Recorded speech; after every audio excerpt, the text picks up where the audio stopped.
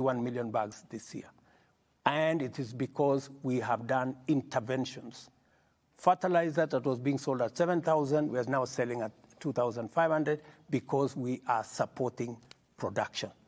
We are full scale into the space of edible oil that we are importing. I am working with different governors.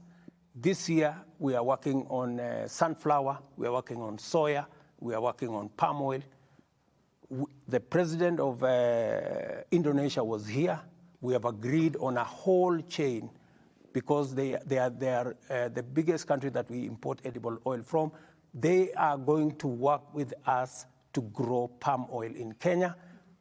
That project is being led by county governments. In fact, it is being led by Gladys Wanga, the county governor of Homa Bay, because it is in the coastal region and around Lake Victoria that we will have the biggest space and the biggest opportunity for us to produce palm oil. We are going to do more around sunflower. We are going to do more so that we also stem the tide of loss of dollars into other jurisdictions because of food imports. So these are the things that I am doing. Number three, I am also looking at how are we going to get more foreign exchange into Kenya. That is why I am working round the clock to make sure that we have more Kenyans working in Kenya, in foreign companies when they are in Kenya, and we are also connecting Kenyans to opportunities outside Kenya. For your information, just so that I conclude, I made a commitment in our plan that we want to increase foreign remittances coming into Kenya, hard currency that comes into Kenya from foreign remittance from $4 billion to $10 billion. It is the reason why we just concluded a diaspora investment conference here in KICC this week. It is the reason why I have signed a bilateral agreement, labor agreement with Saudi, with UAE, with Germany, with Canada, and many other countries. We are exploring possibilities.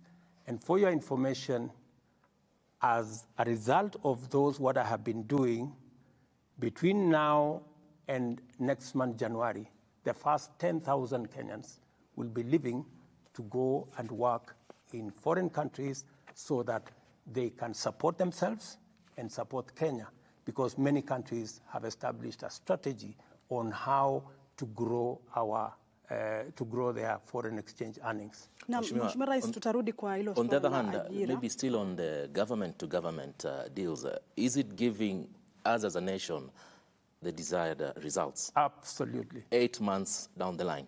Absolutely. In fact, that same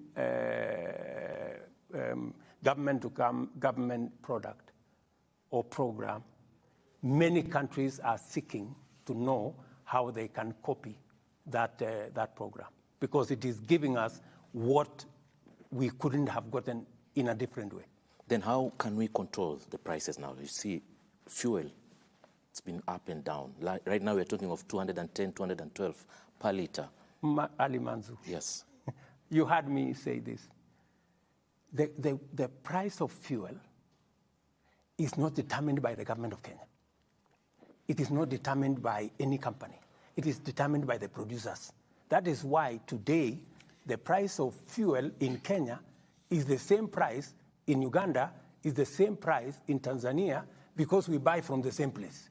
Mheshimiwa Rais, tutakuja kwa hilo baadaye. You know, I have heard people say the president should reduce the price to 150. Tutarudi kwa hilo baadaye, Mheshimiwa Rais. How are you going to do that? Unless I take taxpayers' money and go and subsidize, which is removing money from this pocket and putting it in this other pocket. Mheshimiwa Rais, unaposema kwamba bei ya mafuta serikali haina uwezo mkubwa kuhusiana na bei ya mafuta. Itakumbuka kwamba wakati wa kampeni kabla hujawa rais, ulisema kwamba bei ya mafuta wakati wa utawala wa rais mstaafu Uhuru Kenyatta ilisababishwa na wale ambao waliwaita cartels, na zaidi ukaeleza kuhusiana na ushuru mwingi. Nini kilibadilika? Hakuna kitu imebadilika. Mambo ya ushuru, nimepunguza ushuru kwa mafuta. Nimepunguza ushuru ya road development levy. Nimepunguza ushuru ya railway development levy na ilikuwa kwa budget.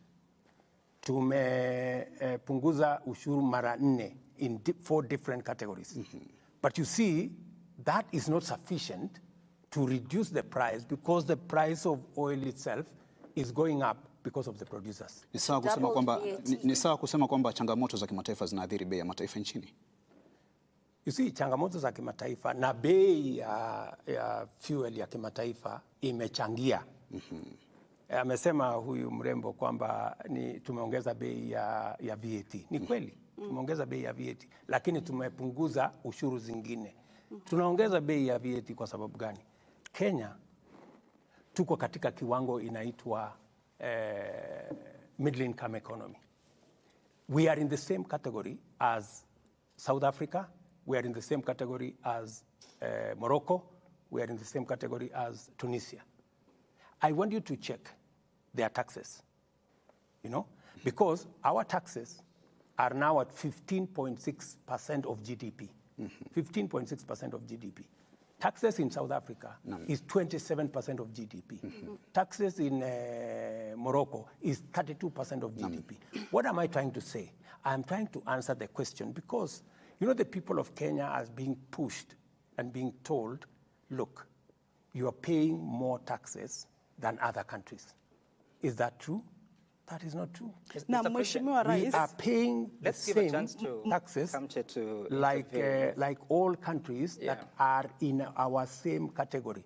And let me tell you the difference so that you can take the chance. Let me tell you the category. If we go to the market, the countries that are in LDCs, they get a lower interest rate than those of us who are in middle